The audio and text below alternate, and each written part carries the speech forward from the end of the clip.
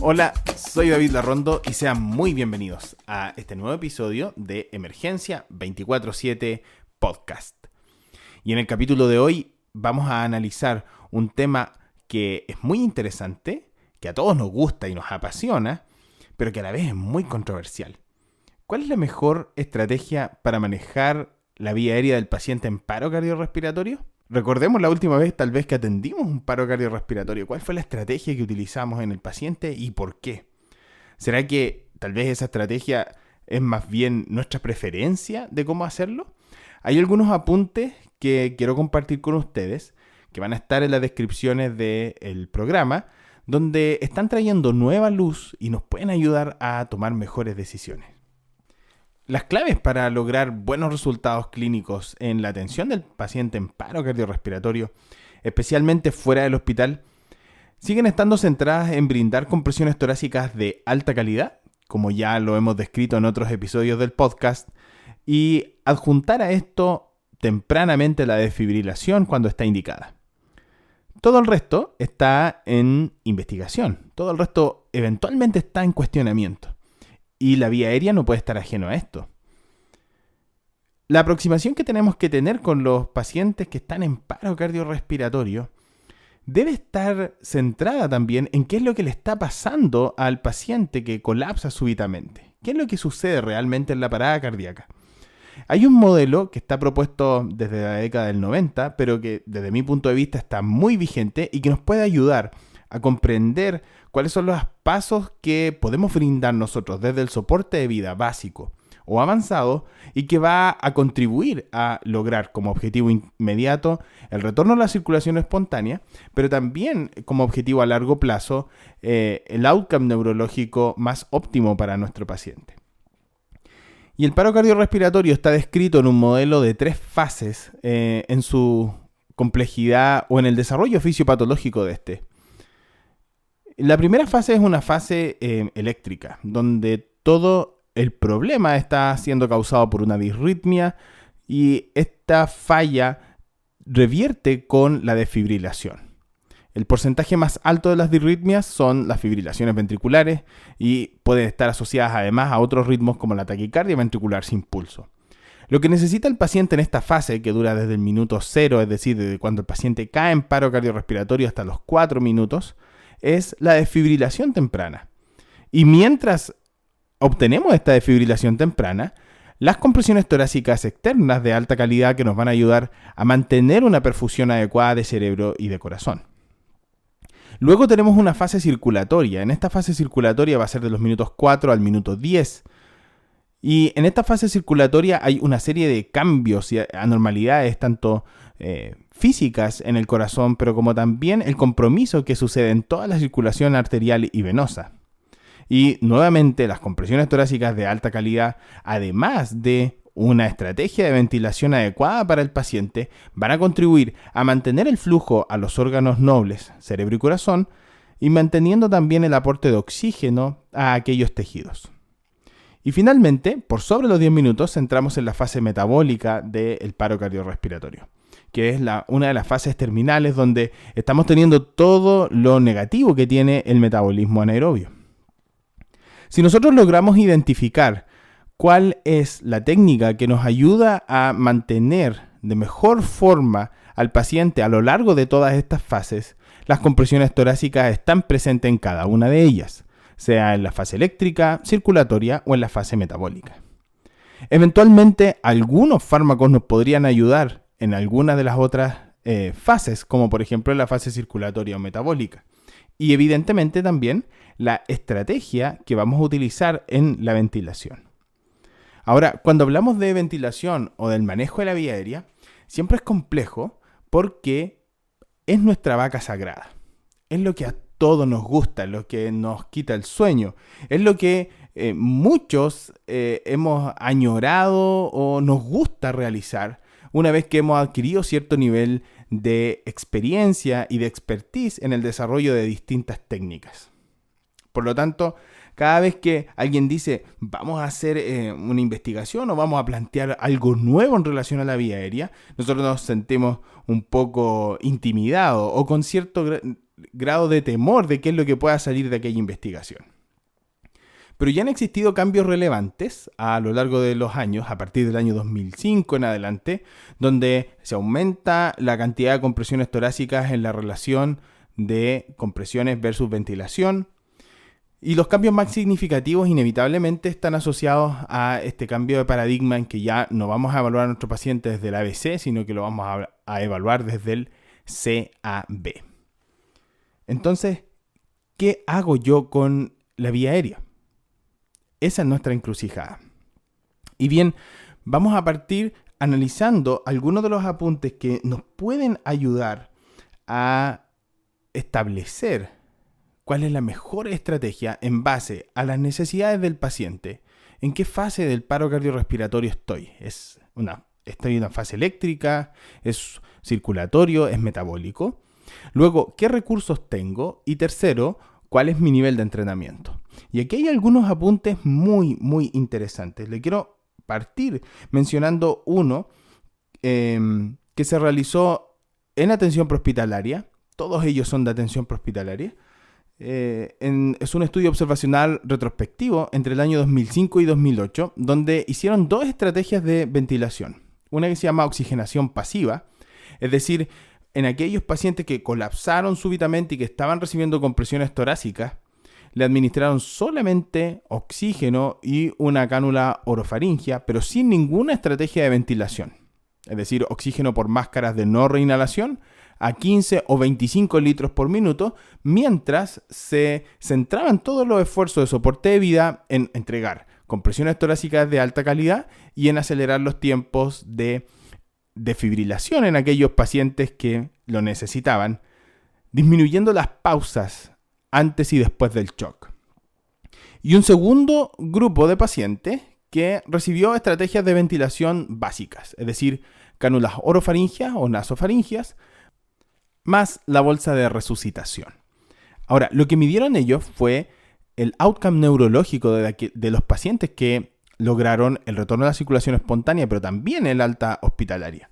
Y lo que fue interesante es que en este estudio, aquellos pacientes que estaban cursando con ritmos desfibrilables, es decir, fibrilación ventricular o taquicardia ventricular sin pulso, la sobrevida neurológicamente intactos en aquellos pacientes que recibieron solamente oxigenación pasiva fue de un 38.2% versus un 25.8% en aquellos pacientes que se les dio algún tipo de soporte y que este soporte era básico.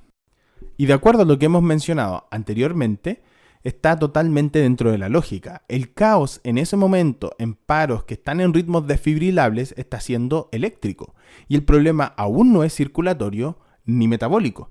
Por lo tanto, lo que tenemos que solucionar es el problema eléctrico y para ello las compresiones torácicas de alta calidad y la desfibrilación precoz son el tratamiento adecuado.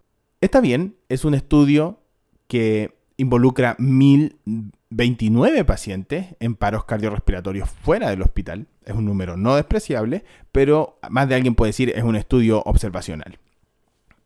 Vamos a ver entonces ahora un estudio multicéntrico controlado randomizado que se realizó en atención prehospitalaria en dos países, Bélgica y Francia, donde lograron comparar el outcome neurológico a los 28 días del retorno a la circulación espontánea, comparando habilidades básicas de la vía aérea, es decir, ventilación con cánula y bolsa de resucitación, versus la intubación endotraqueal de aquellos pacientes. Y el resultado es que el estudio quedó inconcluso, porque el estudio pretendía demostrar inferioridad o no inferioridad de las técnicas avanzadas por sobre las técnicas básicas. Y los resultados que lograron, analizando a 2.040 pacientes, es que el outcome neurológico favorable fue un 4.3% en los pacientes que se utilizaron habilidades básicas versus un 4.2% en aquellos pacientes que fueron intubados en atención prehospitalaria, sin diferencia estadísticamente significativa. uno de los resultados interesantes de este apunte en específico que me llamó la atención es que las complicaciones que describieron aquellos equipos que atendieron a los pacientes en parada cardíaca fuera del hospital estuvieron mucho más asociadas en aquellos grupos que hicieron habilidades básicas. Las complicaciones para utilizar la válvula de resucitación más la cánula orofaringia fueron descritas en un 18.1% versus un 4.7% en aquellos pacientes que se utilizó la técnica de intubación. Ya les voy a comentar mis impresiones en relación a ese resultado en las conclusiones del episodio. Los estudios que les voy a mencionar a continuación son los más nuevos, publicados en la revista JAMA a partir del año 2018. Ambos son controlados randomizados y son los que están dando más que hablar. Son los que probablemente están apuntando hacia un nuevo norte en la mejor estrategia para manejar la vía aérea del paro cardiorrespiratorio. Vamos a ver el primero, que es el Airway 2.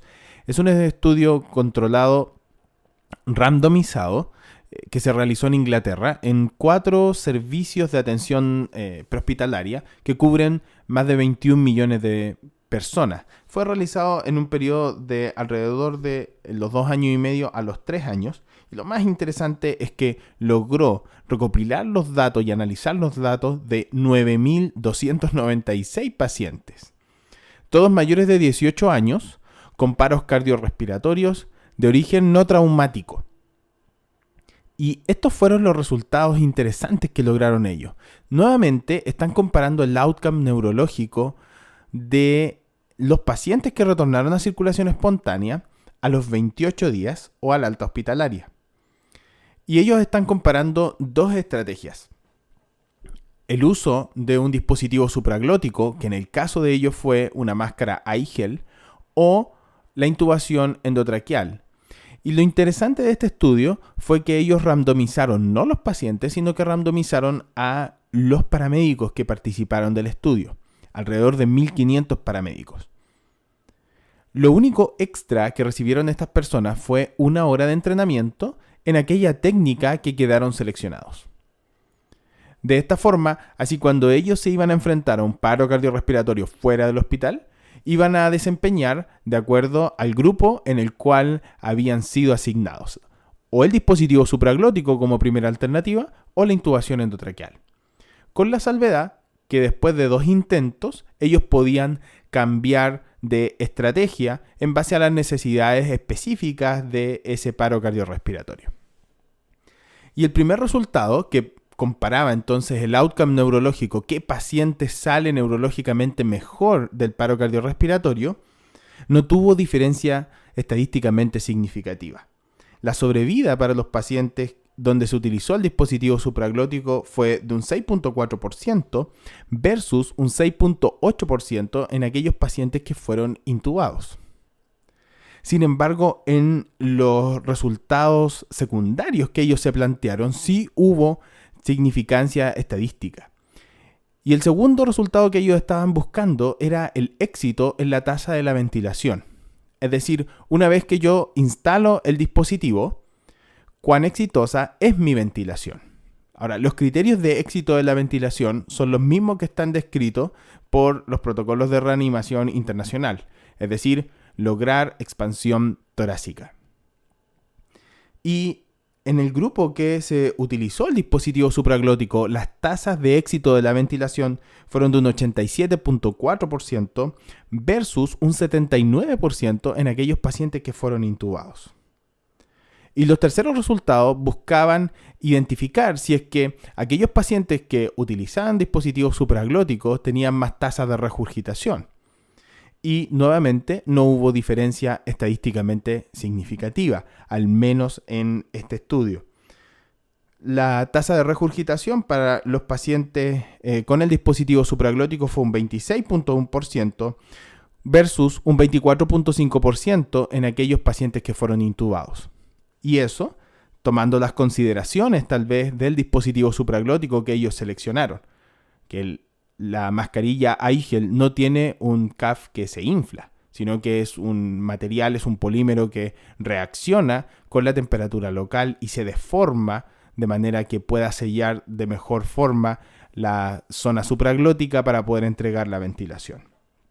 Pero aún así, no hubo diferencia estadísticamente significativa, tanto en el outcome neurológico ni tampoco en las tasas de regurgitación o broncoaspiración. Lo que sí marcó la diferencia fue el éxito en lograr ventilar a los pacientes de manera adecuada con el dispositivo seleccionado. Nuevamente, mis comentarios van a quedar al final del episodio.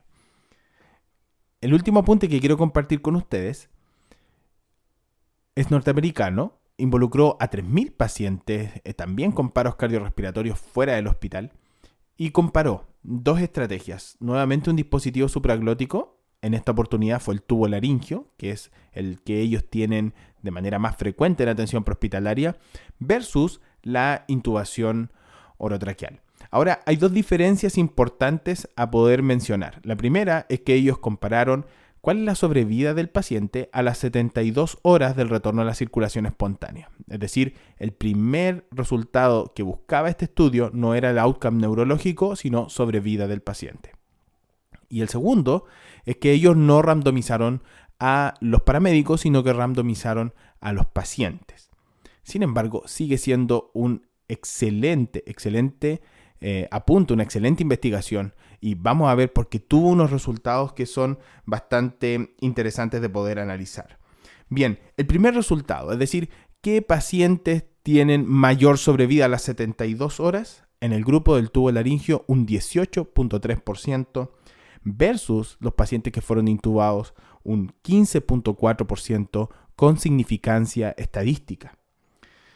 El uso efectivo del dispositivo es uno de los resultados secundarios, es decir, nuevamente, pongo mi dispositivo, tengo una tasa de ventilación exitosa. El uso efectivo del dispositivo para el dispositivo supraglótico, en este caso el tubo laringio, fue de un 90.3% versus la intubación orotraqueal, que logró un 51.6%.